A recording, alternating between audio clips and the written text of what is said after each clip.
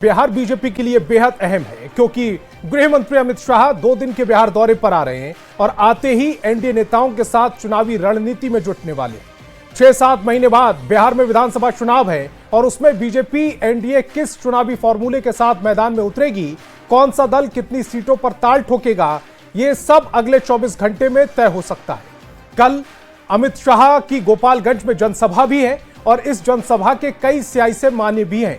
गोपालगंज लालू प्रसाद का गृह जिला है और यहां जनसभाकार अमित शाह आरजेडी को खुली चुनौती देने की मंशा जाहिर कर चुके हैं। कल ही सीएम हाउस में एनडीए की महत्वपूर्ण बैठक भी होगी जिसमें सीएम नीतीश कुमार और दूसरे एनडीए नेता मौजूद रहेंगे, जिसमें सीट बंटवारे का फॉर्मूला, चुनाव लड़ने की रणनीति, कार्यकर्ताओं को एकजुट करने का फॉर्मूला और संगठन को मजबूत करने पर मंथन हो सकता है।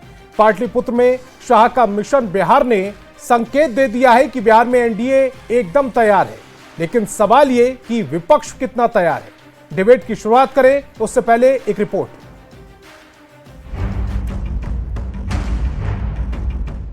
चुनाव में भले ही कई महीनों का समय बाकी है, राजनीतिक दल पूरी तरह से चुनावी मोड में आ चुके हैं। पटना की सड़कों पर लगे बड़े बड़े होर्डिंग और पोस्टर इस बात की गवाही दे रहे हैं।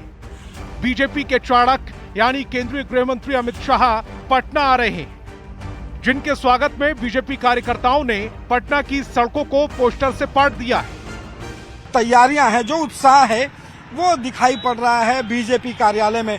बीजेपी कार्यालय में अगर देखेंगे तो पूरे पटना शहर में अमित शाह के आगमन पर जो बड़े बड़े होर्डिंग्स और पोस्टर जो हैं वो लगाए गए हैं। अमित शाह के दौरे से पहले प्रदेश अध्यक्ष दिलीप जायसवाल, बिहार प्रभारी विनोद तावड़े समेत तमाम बड़े नेताओं ने बैठक की और अमित शाह के 2 दिन के कार्यक्रम को लेकर तैयारी को अंतिम रूप दिया। पूरे बिहार के कार्यकर्ताओं में जोश और उमंग है, क्योंकि श्री अमित शाह जी राजनीति के चाणक्य माने जाते हैं और चाणक्य के धरती पर वो आ रहे हैं, तो आप समझ लीजिए कि कुछ अच्छा तो होने वाला है। अमित शाह के 2 दिवसीय दौरे को लेकर बीजेपी ही नहीं, एनडीए के कार्यकर्ताओं में भी जबरदस्त उत्साह देखा जा रहा है। 7:30 बजे के करीब यानी कुछ देर बाद अमित शाह पटना पहुंचेंगे। अगले दिन यानी 30 मार्च को बापू सभागार में सहकारिता विभाग की बड़ी बैठक होगी और दोपहर में अमित शाह गोपालगंज में जनसभा को संबोधित करेंगे। अमित शाह की जनसभा को ऐतिहासिक बनाने के लिए बीजेपी के कार्यकर्ता जी जान से जुट गए हैं। तो गोपालगंज के सदर विधानसभा के चनावे गांव में निमंत्रण पत्र का वितरण किया जा रहा है। हम मंत्री जी से बात करेंगे। सर, कल जनसभा है तो निमंत्रण पत्र भी लोगों को बांटा जा रहा है। कल एक प्रकार से यज्ञ है गोपालगंज में एनडीए का, भारतीय जनता पार्टी का, और यज्ञ को सफल करने के लिए लोगों को आमंत्रण करने का हम लोगों का संस्कार रहा है। तो गोपालगंज में हुई जनसभा के बाद एक बड़ी बैठक होने वाली है जिस पर सभी की नजर है। बिहार के मुख्यमंत्री नीतीश कुमार के सरकारी आवास एक अड़े मार्ग में एनडीए नेताओं की बैठक होगी। चुनाव से पहले बिहार के सीएम नीतीश कुमार और गृह मंत्री अमित शाह की इस मुलाकात को बेहद अहम माना जा रहा है। न्यूज 18 के लिए पटना से आनंद अमृतराज और गोपालगंज से गोविंद के साथ ब्यूरो रिपोर्ट। तो डिबेट की शुरुआत करें उससे पहले आज के सवालों पर आते हैं। आज बहस बिहार की में हम पूछने वाले हैं, शाह का मिशन बिहार, विपक्ष कितना तैयार? बिहार चुनाव के लिए क्या है एनडीए का प्लान? 2025 में एनडीए में 5 दल, क्या होगा सीट शेयरिंग का फॉर्मूला? गोपालगंज से चुनावी शंखनाद, विपक्ष कितना चिंतित? एनडीए के खिलाफ विपक्ष की क्या होगी रणनीति? तो डिबेट की शुरुआत करें उससे पहले मेहमानों से आपका परिचय करा देते हैं। सत्ता पक्ष से हमारे साथ जेडीयू प्रवक्ता अंजुम आरा और बीजेपी प्रवक्ता प्रेम रंजन पटेल जी जुड़ रहे हैं, तो वहीं विपक्ष से आरजेडी प्रवक्ता अजय यादव और कांग्रेस प्रवक्ता राजेश राठौड़ जी जुड़ रहे हैं। ये कांग्रेस के मुख्य प्रवक्ता हैं राजेश राठौड़ जी, जो हमें ज्वाइन कर रहे हैं। सभी मेहमानों का बहुत बहुत स्वागत है। मेरा पहला सवाल बीजेपी प्रवक्ता प्रेम रंजन पटेल जी आपसे है। अमित शाह जी का बिहार दौरा यानी बिहार विधानसभा चुनाव का शंखनाद, एनडीए कितना उत्साहित और कितना तैयार है? निश्चित तौर पे अमित शाह जी का आगमन, हमारे गृह मंत्री हैं भारत सरकार के और एक तरह से चाणक्य कहे जाते हैं। कठिन से कठिन राज्यों में भी जो है से जीत को कैसे बदलना है, जीत में परिवर्तित करना, ये अमित शाह जी जानते हैं। और इसलिए जो है अगर बिहार में आ रहे हैं 2 दिवसीय दौरे पर, तो पूरा एनडीए उत्साहित है। 2 दिनों का कार्यक्रम कार्यकर्ताओं के साथ, विधायकों के साथ, पार्टी के सांसदों के साथ, विधान पार्षद के साथ बैठक होगी, कोर कमेटी की बैठक होगी, एनडीए के नेताओं के साथ बैठक होगी, रैली भी करेंगे, सहकारिता से जुड़े लोगों के साथ जो है उनका कार्यक्रम भी होगा। तो हम सब लोग पूरा उत्साहित है, पूरा बिहार उत्साहित है, केवल एनडीए ही नहीं, पूरे बिहार को भी जो है उनसे आशाएं बंधी हुई है अमित शाह जी से। अमित शाह जी का विशेष लगाव जुड़ाव बिहार के साथ रहा है और आगे भी रहने वाला है, तो विशेष नजर भी उनकी रहती है। हम सब लोगों ने चुनाव के लिए जो इस साल होना है, उस चुनाव के लिए 225 सीटों का लक्ष्य निर्धारित किया है एनडीए को जीतने के लिए। नीतीश कुमार जी के नेतृत्व में हम सब लोग चुनाव में जाएंगे। 225 का लक्ष्य को कैसे हासिल करें, उसको अमित शाह जी आ रहे हैं, तो उसकी पूरी रणनीति और टिप्स देने का काम वो जो है करेंगे। तो इसलिए पूरा उत्साह है और बिहार में भी जो है आशाएं बन रही है कि फिर से एनडीए की सरकार आनी है। तो बिहार के लोग भी उत्साहित है कि जो लक्ष्य निर्धारित किया गया है, उस लक्ष्य को अमित शाह जी के मूल मंत्र के माध्यम से हासिल किया जाएगा और फिर से एक बहुत ही जो है लोकप्रिय सरकार नीतीश कुमार जी जिसका नेतृत्व कर रहे हैं, वह सरकार को बनाने का काम जो है करेंगे। और हम बिहार के अंदर में प्रधानमंत्री नरेंद्र मोदी के नीतियों को, विचारों को पूरी तरह से जो है यहाँ उतारने का, विकास के कार्यों को हम सब लोग करेंगे। ठीक है, एजिया जी भी मेरे साथ हैं, आरजेडी की प्रवक्ता है। एजिया जी, पहली बात तो प्रेम रंजन जी कह रहे हैं कि 225 सीटें जीतने का काम करेंगे। एक तो 225 का जीत का दम भरा जा रहा है, दूसरा गोपालगंज से चुनावी प्रचार भी शुरू हो जाएगा, जनसभा को संबोधित करेंगे। गोपालगंज आपको पता है लालू प्रसाद जी का गृह जिला है, ऐसे में गोपालगंज से चुनावी प्रचार, जनसभा को वहां संबोधित करने जा रहे हैं। आरजेडी के लिए कितना बड़ा चैलेंज? उत्साह तो जरूर है बीजेपी के लोगों में कि अमित शाह जी बिहार आ रहे हैं, गोपालगंज में उनका जनसभा होगा। उत्साह क्यों ना हो, वो सत्ता स्थानांतरण के लिए आ रहे हैं। माननीय मुख्यमंत्री नीतीश कुमार जी और बीजेपी में इंटरनली तय किया हुआ था कि बजट सत्र के बाद माननीय मुख्यमंत्री जी मुख्यमंत्री पद से हट जाएंगे और बीजेपी के लोग सत्ता स्थानांतरण करके बीजेपी के लोग को सत्ता सौंप दिया जाएगा। ये लोग का इंटरनल पॉलिसी, इंटरनल डिसीजन था। पूरा होमवर्क करके भी आए अमित शाह जी। आप अगर देख लें तो माननीय मुख्यमंत्री जी के कुछ चुनिंदा पसंदीदा विभाग के जो मुख्य अभियंता हैं, जिनको गैर कानूनी तरीके से आफ्टर रिटायरमेंट एक्सटेंशन दे दिया गया नियम के विरुद्ध जाकर के, इसके अलावा माननीय मुख्यमंत्री जी के और भी चहेता मुख्यमंत्री हैं जैसे विजय चौधरी वगैरह हों, इनके विभाग के जो मुख्य अभियंता है, इनको भी एक्सटेंशन दे दिया गया आफ्टर रिटायरमेंट, सब नियम के विरुद्ध जाकर के। अब अमित शाह जी बिहार आने के पहले क्या करते हैं, इनके घर ईडी का रेड करा देते हैं, ईडी का रेड करके इन्हें डरा देते हैं। अब स्थिति ये आ गई है कि ये सब जो मुख्य अभियंता है, ये माननीय अमित शाह जी के पक्षधर हो गए हैं। ये जो चहेते इनके मंत्री हैं और जेडीयू में और भी कुछ लोग हैं, ये लोग पक्षधर हैं कि बिहार में सत्ता स्थानांतरण हो जाए। एक तो माननीय मुख्यमंत्री जी की मानसिक स्थिति अच्छी नहीं है, मेंटल हेल्थ उनका खराब है, इसका हम लोग रोज देख भी रहे हैं और बीजेपी वाले इसको बहुत एनकैश कर रहे हैं, इसको बहुत फैला रहे हैं, इस मौके का फायदा उठाया जा रहा है। और आज इन विभागों के मुख्य अभियंता, जेडीयू के कुछ मुख्यमंत्री जी के ही चहेते आरोप लगा रही हैं एजिया जी। बिल्कुल गंभीर आरोप नहीं है, ये सब अमित शाह जी को सपोर्ट कर रहे हैं। और आप देखें पूरा स्क्रिप्ट तैयार है, स्टेप बाय स्टेप काम किया जा रहा है। लेकिन बड़ी हैरानी की बात है, ये सारी चीजें जो इंटरनल आप बता रही हैं, स्क्रिप्ट लिखी गई है, वो आरजेडी के पास है, जेडीयू के पास नहीं। जेडीयू के पास है, जेडीयू वाले क्यों बोलेंगे, बीजेपी वाले क्यों बोलेंगे, आप ये जरा बताएं संतोषी। आप उत्सुकता नहीं देख रहे प्रेमचंद रंजन पटेल जी की, कितनी उत्सुक है, कितने वो खुश है। तो पूरा अंजुम महाराज जी भी नजर आ रही है। अंजुम महाराज जी से जवाब ले लेते हैं। अंजुम जी, अमित शाह जी आ रहे हैं, ये कह रहे हैं कि सत्ता हस्तांतरण के लिए आ रहे हैं। संतोष जी, एजा जी ने कहा कि इंटरनल पॉलिसी और इंटरनल पॉलिसी की सारी बातों का वो उद्भेदन कर रही थी। संतोष जी, एक बात तो साबित हो गया कि एजा जी उस इंटरनल मीटिंग में जहां इंटरनल पॉलिसी का डिसीजन हुआ है ना, मौजूद थी वहां पे। तब तो राष्ट्रीय जनता दल के लिए बड़ा सोचने का विषय हो गया है कि एजा जी वहां एनडीए की इंटरनल पॉलिसी में वो बैठी हुई थी और इनको ये पता है, जिसको वो लिख कर रही है आपके चैनल के माध्यम से। संतोष जी, ये बात तो साबित है। दूसरी बात है कि देखिए, आदरणीय गृह मंत्री अमित शाह जी आ रहे हैं जी। सहकारिता विभाग की अपनी मीटिंग है, मीटिंग में जाएंगे। फिर एनडीए भारतीय जनता पार्टी का जो सम्मेलन हो रहा है उसमें वो जाएंगे। फिर एनडीए के लोगों के साथ उनकी बैठक होगी। सीधी सी बात है संतोष जी कि वो देश के माननीय गृह मंत्री हैं, भारतीय जनता पार्टी के वो बहुत बड़े नेता है, शीर्ष नेतृत्व है उनके पास। तो निश्चित रूप से स्वाभाविक है कि भारतीय जनता पार्टी के लोगों में खुशी वो होगी ही होगी। लेकिन मुझे ये इसका जवाब जरूर आप एजा जी से ले लें कि क्या वो इंटरनल मीटिंग में मौजूद थी, जिसकी जानकारी उन्हें है, या उनकी ये उद्भेदन जो कर रही है इंटरनल पॉलिसी के, उसका आधार क्या है? एजा जी का कहना यह होगा कि मेरे सूत्र हैं दूसरी पार्टियों में भी।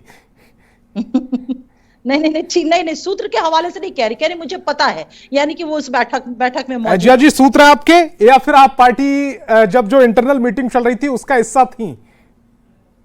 संतोष जी, आप वेट एंड वॉच करें और तब आप मुझसे पूछेंगे कि सूत्र था या आप इंटरनल मीटिंग में थी कि नहीं। संतोष जी, या फिर stage by stage, step by step. वो अपने सूत्रों का खुलासा नहीं करना चाहती। आप बताएं ना संतोष जी, उड़ीसा में भी तो यही हुआ था ना, सत्ता स्थानांतरण कैसे हुआ था उड़ीसा में?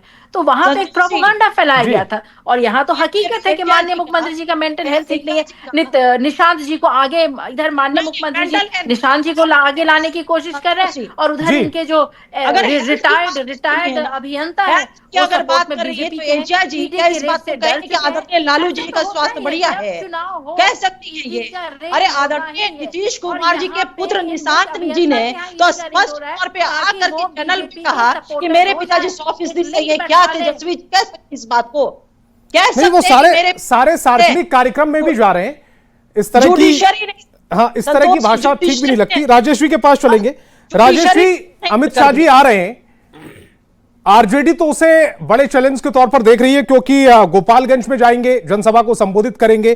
कांग्रेस के लिए कितना बड़ा चैलेंज होगा अमित शाह जी का आना? हालांकि आप भी बहुत मेहनत कर रहे हैं और पिछले 3 महीने में जो कांग्रेस मेहनत कर रही है जमीन पर, वो भी नजर आ रही है।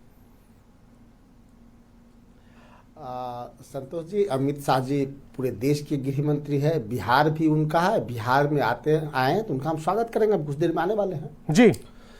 सबसे बड़ी बात है कि अमित शाह जी बिहार आ रहे हैं तो क्या सौगात लेकर आ रहे हैं, इस पे हम चर्चा बाद में करेंगे, क्योंकि कुछ लेके नहीं आ रहे हैं। राजनीति संभावनाओं का खेल है और राजनीति में सूत्र और कयास होते हैं और उसी पे कहीं ना कहीं हम लोग डिबेट करते भी हैं।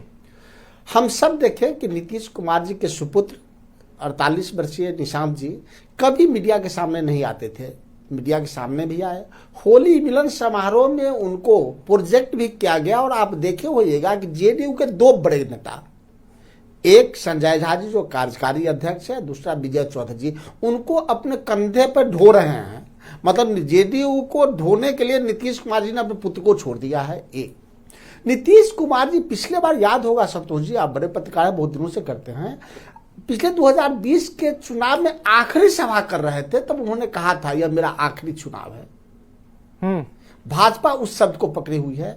अब है कि कौन बनेगा मुख्यमंत्री, कब? चुनाव के बाद नहीं, चुनाव से पहले। सबको पता है कि नीतीश कुमार के नेतृत्व में चुनाव होगा, तो नीतीश कुमार पिछले बार हाफ हो गए थे, इस बार साफ हो जाएंगे। फिर भाजपा 100 में लड़के सरकार कैसे बनाएगी?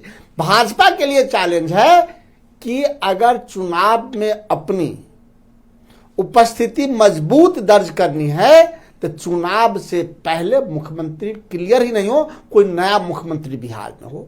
अब लड़ाई नीतीश कुमार उनके बीच में है। चुनाव के बाद तो स्पष्ट है कि नीतीश कुमार के खिलाफ जनादेश जाएगा। भाजपा जहां है उससे ऊपर या नीचे होंगे, क्योंकि भाजपा 100 सीट लड़के कितना बहुमत प्राप्त कर लेंगे। और एक बात भाजपा के लिए बड़ा चैलेंज है कि पूरे देश में अपने अलायंस से छुटकारा तो पा लिया, लेकिन बिहार में लगभग 27 सालों से 98 में उपचुनाव में पहला अलायंस इनका हुआ था विधानसभा में, उस 27 सालों से नीतीश कुमार के पिछलग्गू का प्रमाण पत्र इन्हें मिला हुआ है। चाहे सीट इनके जितने मिले नीतीश कुमार के साथ ही नहीं रहना है। और नीतीश कुमार एक काम करते हैं कि बहुमत चाहे जिधर से मिले की भी आपके लिए 5 साल में 3 बार ओथ लेते हैं। ये जनता एक इशू है राजेश जी, यही सोच बीजेपी वालों की भी आपके लिए करना चाहती है कि आप आरजेडी की बैसाखी बने हुए हैं।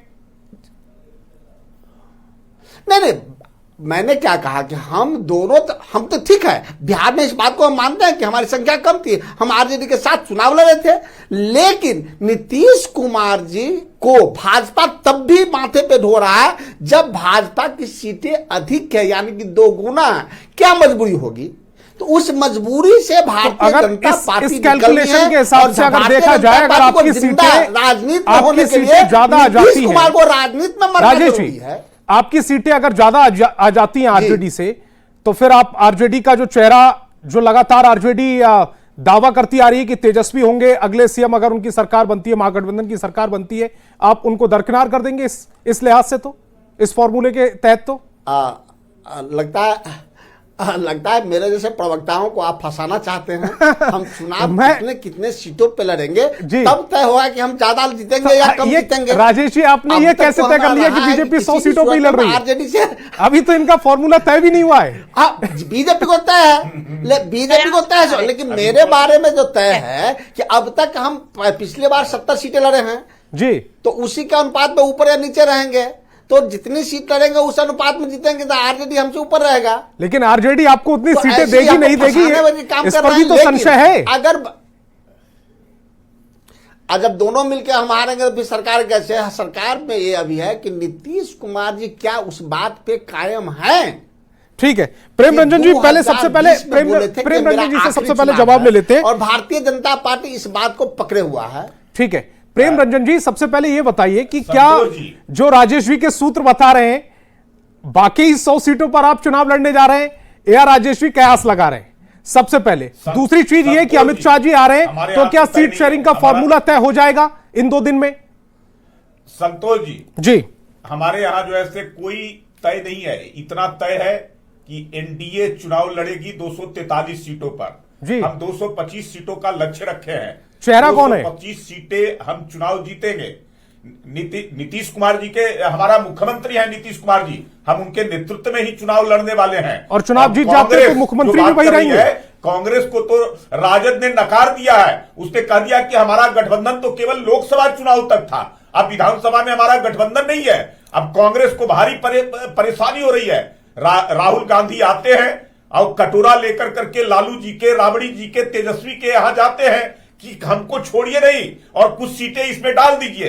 अगर तेजस्वी की इच्छा जो भी होगी वही सीट इनको देंगे। इनको जितना मुगालते पाल ले कि हम 70 सीटें लड़े थे, हम उसी में आगे पीछे रहेंगे। अरे इच्छा चलती है वहां तेजस्वी की चलती है। अगर आपको देना होगा तो देंगे। उन्होंने तो आपको गठबंधन से बाहर कर दिया है। रंजन जी, कांग्रेस तो ये साफ कर चुकी है कि चुनाव से पहले गठबंधन को ही तोड़ हमारा तय है गठबंधन। कांग्रेस तो ये कर रहे हैं नीतीश कुमार। प्रेम रंजन जी, कांग्रेस तो ये साफ कर चुकी है कि चुनाव से पहले तेजस्वी उनका चेहरा नहीं है। हमारे चेहरा कौन है? कोई झगड़ा नहीं होता है। लोकसभा से पहले पटेल साहब जानते हैं कि इनकी सरकार नहीं बननी है, कोई इनका मुख्यमंत्री नहीं होगा। अगला मुख्यमंत्री इंडिया गठबंधन का होगा। कौन होगा? इंडिया गठबंधन का मुख्यमंत्री में ये क्या करेंगे? राजेश जी, इंडिया गठबंधन का मुख्यमंत्री कौन होगा? नीतीश कुमार पिछले बार हाफ हो गए, वो साफ हो जाएगा। को जो सीटें देती है राजेश जी, इंडिया गठबंधन का मुख्यमंत्री कौन होगा? चेहरा तो कोई होगा। खराब है, उसके जीतने का जो आपका परफॉर्मेंस कैसा है सो बताइए ना। ठीक है, इस बार भारतीय जनता पार्टी से पूछिए। राजेश जी, पहले ये आप बताइए, ये क्लियर कीजिए ना, एक एक चीज क्लियर करते हुए चलते हैं, दर्शकों को आसानी होगी बात को समझने में। इंडिया गठबंधन का चेहरा कौन होगा? क्योंकि लालू प्रसाद यादव ताल ठोककर ये कह चुके हैं कि इस बार तेजस्वी को ही सीएम बनाना है, कोई माइका लाल रोक नहीं सकता। भाजपा से एक सवाल है कि भाजपा जेडीयू के पिछले 27 साल से आगे भी बने रहना चाहता है या अपना वजूद यानी कि अपना अस्तित्व बनाना चाहता है? नहीं, ये बता देना, एक तरफ लालू जी जिनको अध्यक्ष बनाए थे कांग्रेस के, लालू जी के बड़े जो है से नजदीकी थे, कांग्रेस पार्टी का अध्यक्ष कांग्रेस पार्टी का नेता बनाता है? नहीं, कांग्रेस पार्टी का अध्यक्ष उन्होंने प्रदेश बिहार में कौन होगा? वो कांग्रेस पार्टी के राष्ट्रीय अध्यक्ष राहुल गांधी जी तय करते हैं और उसी के तहत मेरा संगठन चलता है। लेकिन आप बताइए ना, जो उनके आगे नीतीश कुमार को हटाने के लिए आप पगड़ी बांधे थे, हमारी पार्टी और नीतीश कुमार आपके पगड़ी को खुलवा के बाल मुड़वा के, ठीक है, अजय जी को स्क्रीन पर लेकर आइए। अजय जी, मेरा सवाल आपसे है, बिहार में घुमाए। अभी आपने सुना राजेश जी को, वो ये कह रहे हैं कि इंडिया गठबंधन का नेता बाद में तय होगा परफॉर्मेंस के आधार पर। आप तो कह रहे हैं कि तेजस्वी यादव होगा चेहरा। संतोष जी, इंडिया गठबंधन में सब ठीक है, जो ठीक, तय होना है वो ठीक। तय ऑलरेडी अजय जी, जब हम डिबेट करते हैं, यहाँ बातचीत करते हैं, उसमें ठीक नजर नहीं आता। ये तो आपकी बात को दरकिनार कर दे रहे हैं। कौन दरकिनार कर रहे हैं? कोई आप पूछ दरकिनार लीजिए। नहीं किया जा रहा है। मुझे जवाब नहीं दे रहा। आप राजेश जी से पूछिए कि तेजस्वी यादव के चेहरे को मान रहे हैं ये चेहरा चुनाव से पहले? तो तय ही है संतोष जी, ये इंडिया अलायंस में तय है कि जो रीजनल पार्टी वहां स्ट्रांग होगी उसी के नेता मुख्यमंत्री के चेहरे होंगे। और जहां तक सीट शेयरिंग की बात है तो वो विनेबिलिटी फैक्टर पे होगा, जितने सीट पे को कांग्रेस को लगेगा वो फिर जीत कृष्णा अल्लावरू ये क्यों कहते हैं कि चुनाव के बाद हम तय करेंगे? यही फॉर्मूला है और इसी फॉर्मूला पे ही होगा। नहीं, संतोष जी जी, अल्लू बारू साहब ने स्पष्ट। संतोष जी, मुझे भी 1 मिनट का वक्त दीजिए। हाँ, अंजुम जी आपके पास आऊंगा। चुनाव लड़ेंगे, लेकिन इंडिया गठबंधन के सभी नेता जब बैठेंगे तब मुख्यमंत्री के बारे में तय करेंगे। कहाँ कि चुनाव के बाद होंगे? तो फिर लालू प्रसाद यादव मंच पे बिना कुछ डिस्कस किए हुए कैसे कह देते हैं? बात होगी। पिछला चुनाव हम तो तेजस्वी यादव के नेतृत्व में लड़े ही थे। गठबंधन वही है। अंजुम जी कुछ कहना चाह रही है? अंजुम जी को टाइम नहीं दिया। अंजुम जी कहिए, अपनी बात रखिए। गठबंधन एकजुट है। हम जो है इनका क्या होगा? इनका मुख्यमंत्री बीमार है, कौन नेता? जिनका मुख्यमंत्री सभा करने से डरते हैं, जो मुख्यमंत्री जनता दरबार लगाना बंद कर दिया, ये चीजें तय है। लेकिन आपको याद होगा संतोष जी कि नेता प्रतिपक्ष आदरणीय तेजस्वी जी ने स्पष्ट शब्दों में कहा था कि इंडिया गठबंधन अब नहीं है, इंडिया गठबंधन लोकसभा के मद्देनजर था। तो एजा जी इस आधार पर इस तरह का बयान दे रही है, अपने नेता बयान से हट करके ये स्टेटमेंट यहाँ पे दे रही हैं। और हमारे भाई राजेश राठौर जी बार बार हाफ और साफ और बैसाखी और किन किन शब्दों का इस्तेमाल कर रहे हैं। मैं राजेश भाई आपको याद दिला दूं कि आदरणीय नेता नीतीश कुमार जी के नेतृत्व में ही 2005 से लेकर के चाहे आप चुनाव लड़े हमारे साथ, चाहे हम एनडीए के साथ लड़े, नीतीश कुमार जी के नेतृत्व में ही चुनाव लड़ा गया और बिहार की जनता ने पूर्ण बहुमत और विश्वास जताया। और जब 2015 में आपसे हम चुनाव लड़े और फिर आपके साथ गठबंधन में आए भाजपा को एनडीए के बाद, तो आपकी भी हिम्मत नहीं हुई, आपको भी हमारे पीछे पिछलग्गू अगर शब्द का इस्तेमाल कर रहे हैं तो पिछलग्गू बन करके ही रहना पड़ा 17 महीना के लिए। इसको भी स्वीकार आपको करना होगा। देखिए, आदरणीय नेता नीतीश कुमार जी का, माननीय मुख्यमंत्री जी का राजनीतिक व्यक्तित्व इतना बड़ा है कि आप हेट कर सकते हैं या उन्हें प्यार कर सकते हैं, लेकिन पॉलिटिकली इग्नोर नहीं कर सकते हैं। ये बात आपको मानना होगा, क्योंकि अब बार बार कह रहे पिछला फिर 17 महीना जब हमारी अलायंस एग्जाम देते हैं तो एक बार भी नौकरी नहीं मिलती है। राजेश भाई एक बार बहुमत प्राप्त करते हैं तो 3 बार मुख्यमंत्री बनते हैं। इसीलिए जनता उनको सब सिखाएगी। एक बच्चा 3 बार एग्जाम देता है, पेपर लीक होता है, उसका रिजल्ट नहीं आता है, एक नौकरी नहीं मिलता है। और नीतीश कुमार को अगर एक बार बहुमत मिला अलायंस में तो 3 बार मुख्यमंत्री बनते हैं। पहला बिहार है जहां बहुमत के बावजूद वही मुख्यमंत्री। राजेश जी, 17 महीने तो आपने भी उनकी सरकार चलाई थी, आप भी इसके सहयोगी रहे थे। रहता है वो सिर्फ लोकसभा के लिए मैंने कहा ना, राजद के लोग, कांग्रेस के लोग टकटकी लगा के देखिए, कोई टकटकी हमारे नहीं है। जनता इस बार ऐसे नेता से मुक्ति चाहती है जो नेता मतदान का अपमान देता है, मतदाता का अपमान देता है, एक महत्वपूर्ण खबर आ रही है। सभी मेहमानों से मेरी गुजारिश है, एक मिनट में आपके पास आऊंगा। सबसे पहले नित्यानंद राय जी की बाइट को चला दिया जाए। नित्यानंद राय जी क्या कुछ कह रहे हैं सुनवाते हैं पहले आपको। नीतीश कुमार जी ने कह दिया कि 2 बार सीता मैया के भव्य मंदिर उनके जन्म स्थान पर बनेगा, उसके उद्घोषणा के बाद बिहार आ रहे हैं। जिस प्रकार से राम का भव्य मंदिर का निर्माण हुआ है, सीता मैया के भव्य मंदिर के निर्माण की घोषणा माननीय गृह मंत्री श्री अमित शाह जी ने किया है। माननीय प्रधानमंत्री श्री नरेंद्र मोदी जी के नेतृत्व में। ठीक है, सबसे पहले प्रेम रंजन जी, मां सीता का जो मंदिर बनने की घोषणा की गई है, उसके बाद वो बिहार आ रहे हैं, महत्वपूर्ण बात है।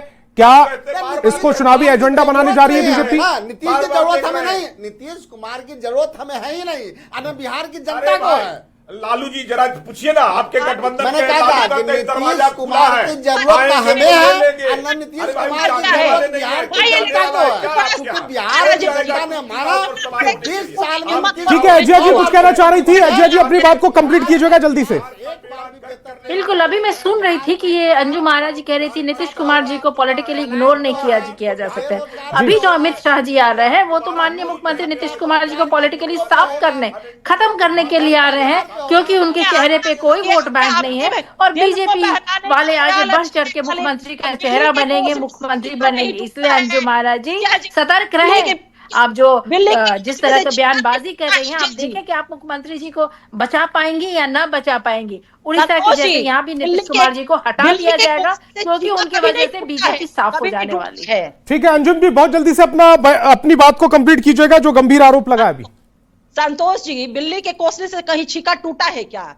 एजा जी को मतलब अपने आप को बहलाने के लिए इस तरह का ख्याल पाली है, स्वतंत्र हैं। अरे एनडीए इंटैक्ट है, 2025 225 और फिर से नीतीश के स्ट्रॉन्ग संजय झा जी हमारा बीजेपी को मदद कर रहे हैं, अशोक चौधरी जी बीजेपी के कोऑर्डिनेटर हैं, विजय चौधरी जी बीजेपी के कोऑर्डिनेटर हैं, सब चीफ इंजीनियर जी अपना लास्ट वक्तव्य दुनिया में है। अंजू महाराज जी रियलिटी के वर्ल्ड में आइए, फेस कीजिए।